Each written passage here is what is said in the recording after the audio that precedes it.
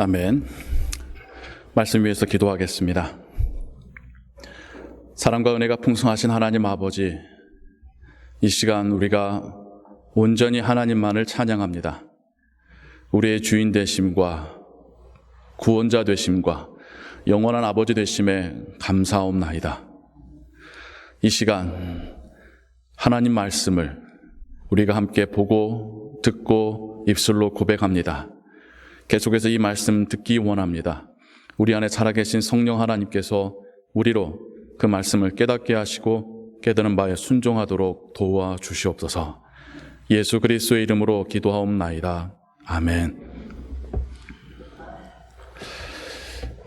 우리가 느헤미야의 이야기를 같이 읽어가고 있습니다. 장수가 넘어갈수록 이제 이야기들이 더 역동적으로 더 정말 변화무쌍한 이야기로, 더 다채로운 이야기들이 발전되어 가고 있습니다. 오늘 우리가 읽은 느헤미야 3장은 무너져버리고 불타버린 예루살렘 그 성벽,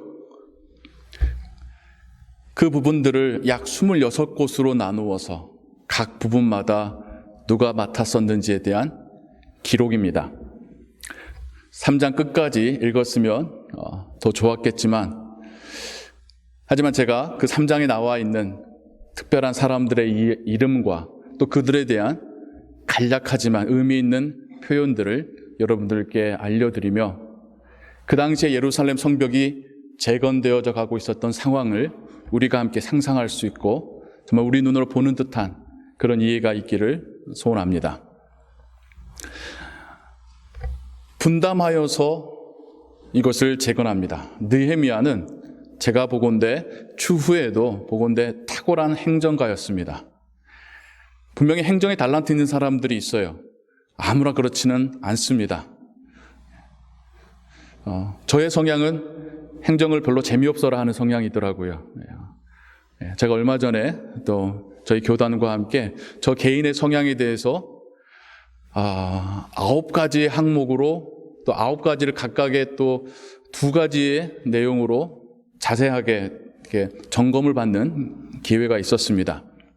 기회가 됐을 때에 제가 발견한 제가 이런 사람이었구나 라는 거를 여러분들과 함께 나누며 여러분들이 스스로 나는 어떤 사람이구나 라는 것을 발견하실 수 있는 기회가 있기를 바랍니다.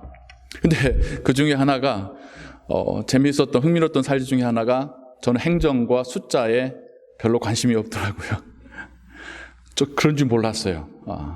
제가 20대까지만 해도 저는 행정에 대해서 항상 자신이 있었고 숫자에 대해서 잘 알았었는데 어느덧 행정에는 관심이 없고 숫자만 생각하면 머리가 복잡해지는 이렇게 변한 거를 확인했습니다. 근데 느헤미야는 달랐어요.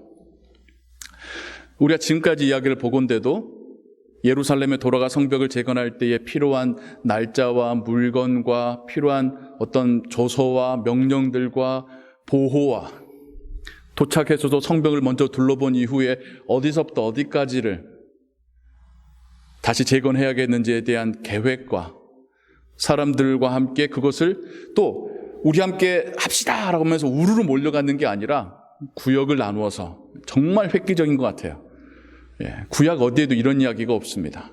구역을 나누어서 정말 내가 혹은 우리 가정이 맞출 수 있는 만큼만 최선을 다해서 맞고 그래서 어느 순간 굉장히 짧은 공사기간 안에 서로가 다 연결이 되어서 성벽이 완공되는 이야기. 타고난 행정가였던 느헤미야는 이 모든 과정의 이야기를 또 기록으로 남깁니다. 하나님께서 성령으로 영감하신 것도 있겠지만요. 오늘 우리가 본 기록이 첫 번째 기록으로서 누가 이 분담에 참여하여서 성벽을 재건하였는지, 후에 가면 하나님께 언약으로 신앙의 삶을 살겠더라고 약속하고 맹세한 자들이 누구인지, 또 그 이후에는 성벽을 재건했으니 그 안에서 살 사람들이 순번으로 누가 여기에 들어와서 살 것인지 굉장히 행정적으로 디테일하게, 그리고 그 안에서 사역할 제사장과 레위인들에 대한 사례비와 이걸 어떻게 충당할 것인지 법적인 문제까지 다 정리정돈하고 본국으로 돌아가지요. 그의 행정력을 보면 참 탁월하다는 생각이 들게 됩니다. 그리고 오늘 우리가 읽은 부분에서 그의 너무나도 하나님께 주시는 감동으로 기록된 그 기록을 우리가 마주하게 되는데요. 그 시작에 있어서 대제사장 엘리야십이라는 사람으로 이야기가 시작됩니다. 대제사장이었어요. 이 사람은 누구였냐면 첫 번째 귀환했었던 사람들, 수룹바벨과 함께 왔었던 제사장 예수아의 손자입니다. 그러니까 할아버지가 대제사장이었으니 아버지도 본인도 대제사장이 되었고, 지금 이때는 굉장히 많은 나이에 어떤 그 연로한 대제사장이 되었죠. 그가 제사장 그룹들과 함께 북쪽에서부터 시작을 합니다. 근데 그 위치가 중요한 이유가 성전이 전체 예루살렘 성에서 위쪽에 있었습니다. 북쪽에 있었습니다. 거기서부터, 즉 거기에 보면 양문을 건축했다고 하는데, 양문이 뭐냐면 문마다 이름들이 있는데 그쪽으로 주로 다녔었던, 마문하면 말이 다니고, 어문하면 물고기를 이렇게 수송했었던 문이고, 양문이라고 하면 말 그대로 양과 염소가 드나들었던 문입니다. 성전으로 하나님께 양을, 염소를 번제로 바치려는 사람들이 들어왔었던 성전에서 가까운 문, 거기에서부터 대제사장과 제사장 그룹이 중건을 시작합니다. 그런데요, 이 엘리야십이라는 사람이 좀 재밌는 사람이에요. 이 성전 재건에 가장 처음 나서는 것 같고, 가장 중요하고 예배와 또 제사와 관련된 부분부터 맡았죠. 훗날 그가 자기 손자를 이 재건 사역에 있어서 계속 방해했었던 산발락, 도비야, 게셈이라는 사람이 있는데, 그 중에 산발랏의 딸에게 장가를 보냅니다. 그리고 훗날 느헤미야가 본국으로 돌아갔을 때에 성전의 한 방을 이걸 그렇게 방해했었던 도비야에게 내줍니다. 좋아 보이지 않죠? 처음 시작부터 뭔가 복잡해집니다. 우리가 성전 재건에 참여한 사람들이라고 하면 상상하기를 모두가 신앙으로 뛰어나고 순수하고 정말 정결하고 그럴 것 같은데, 시작부터, 지금은 아니겠지만, 혹은 지금은 뒤로는 내통할지라도 겉으로는 괜찮은 척 했었던 그가 이 사역의 시작점으로서 기록되어 있습니다. 좀 이따가 좀 더 이 부분에 대해 생각을 해보겠습니다. 그리고는 여리고 주민들이 그 다음을 맡았다. 그 말은 뭐냐면요, 그 지역 사람들이 우리도 성벽 재건의 한 부분을 맡을게요 라고 했는데, 그들은 자기들의 조상이 누군지를 몰라요. 그런 경우에는 여리고나 드고아나 기브온이나 이런 경우에는 그냥 그 지역명으로 부르고 있습니다. 뿌리가 있는 사람은 누구의 손자, 누구의 아들, 어떤 지파라고 말하는데, 그런 표현이 없이 지명으로 있는 사람들은 예루살렘, 이스라엘이 다 망한 이후에 바벨론은 다른 사람들을 데려와서 막 섞는 정책을 했거든요. 그리고 나중에 페르시아 제국이 되었을 때에 예루살렘 사람들이 돌아왔는데 그 지역에 있던 사람들입니다. 그러니까 모르는 거예요. 역사가, 뿌리가 어디에 있는지. 그런데 그 사람들이 예루살렘 성벽을 재건한다고 할 때에 우리도 함께 하겠습니다라고 참여합니다. 주민 공동체가 함께 참여를 합니다. 또 성경을 읽어가다 보면 재밌는 사람들이 나오는데, 금장색과 향품 장수가 나옵니다. 금장색은 금으로 금박하거나 혹은 금을 입히는 그러한 비즈니스예요. 그러니까 귀족들의 금 장신구를 만드는 것도 있겠지만, 그 당시에 이런 금장색들이 구약이나 신약이나 가장 돈을 많이 버는 비즈니스는 우상을 만들 때입니다. 우상을 만들어서 돈 벌었던 사람의 아들이 가족들과 함께 성벽 재건에 참여하겠다고 하는 거예요. 향품 장수도 나옵니다. 향, 어떻게 비유하면 좋을까요? 오늘날 굉장히 럭셔리한 액세서리를 파는 향수나 그런 사람도 귀족들만 상대했을 거고 나름의 부를 누리고 있었던 그 사람들도 예루살렘 성벽을 재건하는데 참여하겠다라고 조인합니다. 그리고 제사장 그룹들 중에는요, 제가 처음에 시작할 때에 엘리야십이 할아버지 대제사장이 제사장들을 내 밑으로 다 모여 해서 처음 부분을 맡았다고 했지요.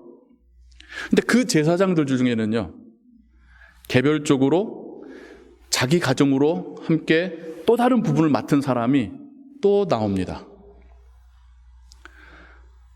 놀라운 거죠. 대제사장은 겉으로는 솔선수범하는 척하지만 뒤로는 적과 내통하고 있는 상황 속에서 낮은 직급의 제사장들은 제사장 구역도 참여하고 자기 가족들과 함께 또 다른 한 구역을 맡아서 성벽 재건에 참여합니다. 이 성벽 재건에 참여한 사람들 중에 또 특별한 기록으로 남아있는 사람들이 있어요. 기브온 사람들과 느드님 사람들. 그 사람들은 원래 아브라함의 자손들이 아닙니다. 예루살렘 사람이 아니에요.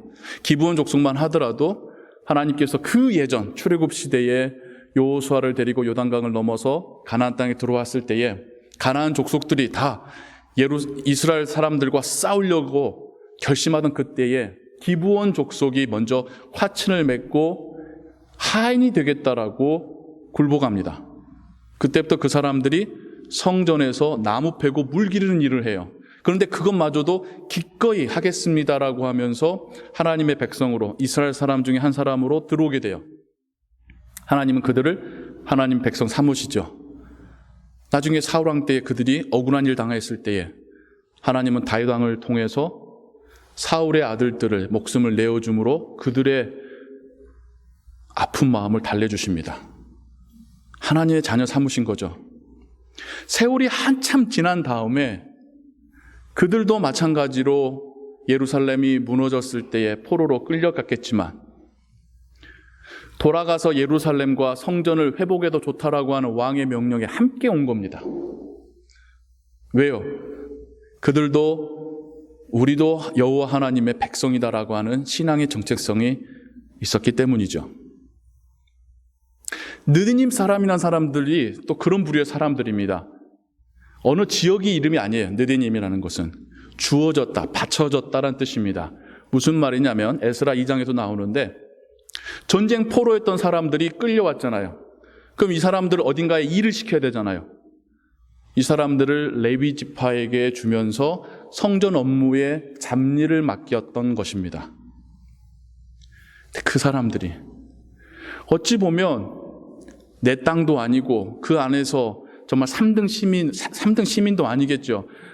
피지배받는 계층으로 살아가던 그 사람들이 예루살렘 성벽을 재건한다고 하는데 우리도 한 부분을 맡겠습니다라고 참여한 겁니다. 레갑 족속의 이야기가 또 나와요. 레갑 족속의 과거로 올라가면 누가 나오냐면 모세의 장인이 나옵니다. 모세의 장인이 미디안 족속 중에서 겐 족속이었고 그의 후손이 이제 레갑 자손이 되었죠. 그 레갑 자손의 사람들 중에, 그러니까 이 사람들은 좀 특별한 사람들이었어요. 특이한 사람들이었어요. 왜 그러냐면 손조 중에 한 명이 자기가 인생을 보고 세상을 보건데 야, 이거 도시에 나가서 그들과 함께 부를 축적하며 살면 이거는 망하는 길이구나. 자기의 자손들에게 유언을 남깁니다. 첫 번째, 포도 농사는 하지 말고 포도주는 마시지도 마라. 두 번째,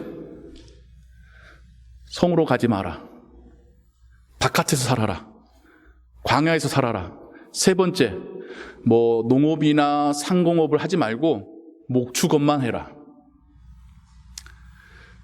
너무나 놀랍게 그 후손들이 그 세 가지 명령을 지키며 살아갑니다. 근데 하나님께서 바벨론을 들어서 이스라엘을 멸망시키려 하기 전에 선지자를 그들에게 보내죠. 그들을 시험하십니다. 근데 그들이 자신의 조상들의 믿음의 유언을 따라 지금까지 지키고 있습니다라는 것을 고백할 때에 하나님께서 이 레갑 족속을 내가 보호하겠노라라고 약속하십니다. 근데 실제로 바벨론에 의해서 예루살렘이 다 무너지고 다 포로로 끌려가는데 바벨론의 왕이 이 레갑 족속의 사람들을 터치하지 않아요. 그가 볼 때에 이 사람들은 아무 힘이 없는 사람들이었으니까요. 저 광야에 텐트 치고 목축업하고 있는 사람들이기 때문에 이 사람들을 두고 갑니다. 전쟁의 피해를 받지 않은 유일한 족속이 레갑 족속이고요. 근데 이들이 예루살렘의 성전을 건축하거나 성벽을 재건할 때에 우리도 함께 하겠습니다라고 찾아온 겁니다. 느헤미야의 눈에 이런 사람들의 의미가 새롭게 다가왔던 거죠. 그래서 그냥 사람들의 이름과 어떤 구역이라는 것만 적는 게 아니라 어떤 지파 사람이다, 어떤 족속의 사람이다, 어디서 왔다, 짤막짤막하게 기록을 남깁니다. 그 중에 또 재밌는 지역이 한 군데 있어요. 드고아 지역입니다. 드고아 지역은 그 지역의 귀족들은 여기에 참여하지 않았다라고 명시하고 있습니다. 느헤미야가 조금 약 올랐던 것 같아요. 안 하면 안 했지. 다른 적 안 한 적도 있을 텐데 거기만큼은 드고아 지역의 귀족들은 주의 일에 역사에 참여하지 아니하였다. 그런데 드고아의 거민들이 찾아와서 그 사역에 감당하겠다라고 자원하고 있습니다. 어떻게 된 일일까요? 드고아 지역은 예루살렘에서 남동쪽인데 그쪽은 아라비아와의 경계입니다. 제가 좀 전에 말씀드렸던 세 인물, 이 예루살렘 성벽을 싫어했었던 세 인물 중에 겟셈이라고 하는 사람의 지역과 맞닿아 있습니다. 드고아 지역의 귀족들은 그 겟셈과 결탁하고 있었기 때문에 겟셈이 싫어하는 예루살렘 성벽 재건에 참여하지 않았던 거죠.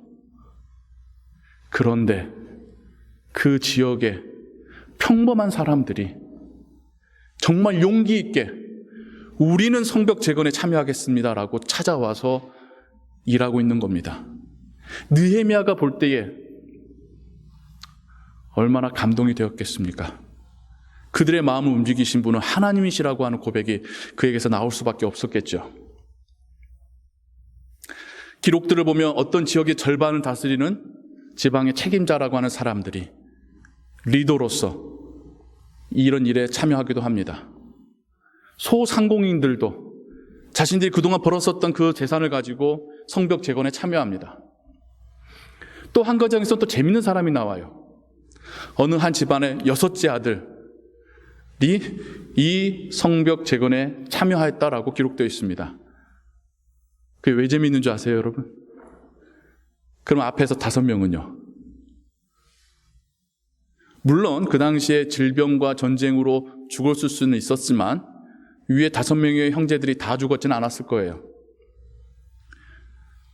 이상적인 것은 어느 집안의 아버지가 6 형제를 데리고 이 주의 역사에 참여하였다라는 게 가장 이상적인 표현이었겠죠. 근데 그 집안에서만큼은 6번째 아들만 이 일에 참여하고 있습니다. 한 집안이 다 하나님을 믿는 것 같아도 신앙의 헌신도와 하나님을 향한 열정이 참 서로 다르다라는 것을 성경에서 보게 됩니다. 겉으로는 신앙적이고 솔선수범하는 것 같지만 뒤로는 세상과 손잡고 있는 그들의 모습이 오늘날에도 볼 수 있는 모습이죠. 많이 배우고 부유한 자만 하나님의 일에 참여하는 것이 아니라 평범한 이들이 힘들게 일해서 벌어먹고 살고 있는 사람들이 하나님의 일에 참여하는 그 모습이 예전이나 오늘이나 참 비슷해 보입니다. 더 나아가서 하나님이 하나님의 일을 하려 하실 때에 다 준비되어지고 온전해진 사람만을 쓰는 것이 아니라 여전히 부족하지만 하나님의 일에 참여하고자 하는 그 마음만으로도 이 역사에 참여시키고 있는 모습을 보게 됩니다. 그게 또한 우리들에게 향한 하나님의 은혜이지요. 우리 가운데 그 누가 온전한 신앙인이 있습니까? 다 부족하잖아요. 다 우리는 변화되어 가는 과정 가운데 있잖아요. 그런데도 하나님은 우리를 사용하셔서 하나님 나라의 한 귀퉁이를 맡겨주셨습니다. 그때나 지금에나요. 그러면서 뒤로 적들과 결탁하고 있던 제사장을 생각해 볼 때에도 하나님은 그들마저도 사용하신다라는 생각이 들게 됩니다. 예수님이 마치 훗날 자신을 배반할 가룟 유다를 제자의 한 사람으로 삼으셨듯이 하나님께서는 그런 사람들마저도 지금 당장 하나님의 나라를 위해서 일하는 일에 참여시키고 계시더라는 것이죠. 참 놀라운 이야기 아닙니까? 참 은혜로운 이야기 아닙니까? 그냥 사람들의 이름의 나열인 것 같고 어떤 구역의 나열인 것 같은데 그 안에 참 다양한 스토리들이 담겨져 있습니다. 다양한 사람들이 모여서 하나님의 나라를 완성해 가는 것, 그게 성경의 이야기고 오늘날 우리의 이야기입니다. 특히 오늘 찬양 예배 가운데 성가 찬양이 이 터전을 일구시고 이루시어 봉헌하는 예배 가운데의 특별 찬양이었었죠. 저는 그때 그 찬양을 부르시는 분들의 표정을 보면서 우리가 해냈습니다. 우리가 하나님을 예배하는 초소를 만들었습니다라는 뿌듯함을 그 표정에서 볼 수 있었습니다. 그리고 그때에 직접 손에 흙 묻혀가면서 이 터전을 읽었던 분들이 아직까지도 교회에 있으시죠. 또 그분들이 얼마나 그 찬양을 들으며 그때를 회상하며 뿌듯하셨을까. 느헤미야의 기록도 그랬을 겁니다. 거기에 나와 있는 그 기록들은 훗날 자손들에게 와, 나의 할아버지가 이때 성벽의 이 부분을 재건하셨구나. 근데 또 다르게 아니 나의 할아버지가 이때는 이렇게 해놓으셨고 훗날 이러셨구나. 어떤 사람에게는 영광의 기록이 될 것이고 어떤 사람에게는 수치스러운 기록이 될 수도 있겠지요. 다시 돌아가 말씀드립니다. 예루살렘 성벽 재건을 눈에 보이는 건물의 재건에만 의미를 두지 마십시오. 하나님의 나라의 재건의 상징적인 사역이었습니다.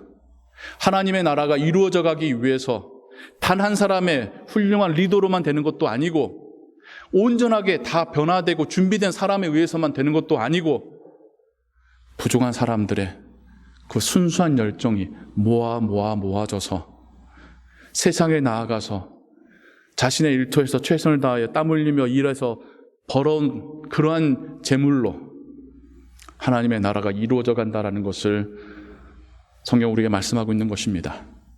예수님이 삼으신 12명의 제자들이나 예수님을 수종들었던 여성 제자들이나 그들의 모습이 또한 우리의 모습입니다. 다채롭고 다양하고 때론 누구는 학식이 있고 누구는 못 배웠고 누구는 다혈질이고 다 다양하지만 그 사람들을 들어서 예수님은 교회를 시작하셨습니다. 그리고 오늘날 우리에게까지 그 은혜가 임하였고 우리가 이젠 그 교회의 일부가 되어서 하나님의 나라를 함께 만들어가고 있습니다. 하나님 나라 일에 어떤 이는 한 발짝 물러서서 피해 안 보려는 사람도 있고요. 어떤 이는 남들의 시선이 의식되어져서 겨우 한 부분 하는 사람도 있고요. 근데 그 중에는 그것도 하고 더 덤으로 영어 성경에 another part라는 표현으로 한 부분을 더 참여하는 순수하고 열정의 종들도 있습니다. 다양한 이들이 하나님 나라라고 하는 그림을 그려가고 있습니다. 모두가 어찌 보면 또 그 그림에 필요한 사람들이겠죠. 우리 모두가 하나님 나라의 한 부분들을 채워가고 있는 귀퉁이들입니다. 퍼즐들입니다. 우리의 모습이 모여서 하나님의 나라가 이루어져 가는 것이죠. 읽었던 구절 중에 그런 표현이 있잖아요. 자신의 집과 가장 가까운 성벽, 거기를 맡았더라. 내가 할 수 있는 부분, 내가 감당할 수 있는 부분만큼 참여하는 그 모습들. 여러분들이 교회라고 하는 신앙 공동체든 아니면 여러분들을 하나님께 사용하신 그 세상 밖에서의 어떤 공동체의 모습으로든 여러분에게 맡겨진 그 일을 충성되이 감당할 때에 그 헌신과 수고를 모아 하나님은 하나님의 나라를 이루어 가실 것입니다. 그리고 우리가 먼 훗날 아버지 앞에 서게 됐을 때에 우리가 하나님을 위해 이렇게 살았다라고 하나님께서 인정해 주시고 낭독해 주시고 칭찬해 주실 것입니다. 하나님 나라를 바라보시고 그 나라의 일부를 함께 만들어가고 있음에 감사해 하시고 맡겨진 일에 최선을 다하여 하나님 나라 성벽 재건에 참여하신 여러분들 되시기를 주님의 이름으로 축원합니다. 기도하겠습니다. 사랑과 은혜가 풍성하신 하나님 아버지, 예루살렘 성벽 재건이라고 하는 엄두가 나지 않는 그 사역을 서로 분담하였기에 가능했고 평민들마저도 하인과 같은 삶을 살던 자들마저도 참여하고자 하는 순수한 열정이 있었기에 이것이 완공이 되어갑니다. 하나님 나라에 우리 모두가 쓰임받는 종들임을 고백합니다. 우리의 순수한 마음과 최선을 다하는 섬김이 하나님 나라를 채워가고 있습니다.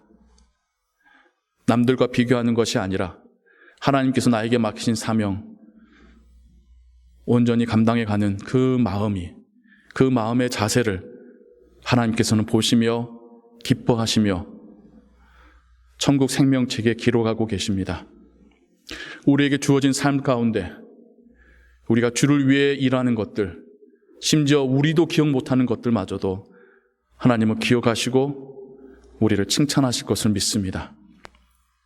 한 걸음 한 걸음 겸손히 일하며 나아가게 하시고 나의 이 작은 모습이 하나님께 쓰임받고 있다는 사실을 기억하게 하여 주옵소서.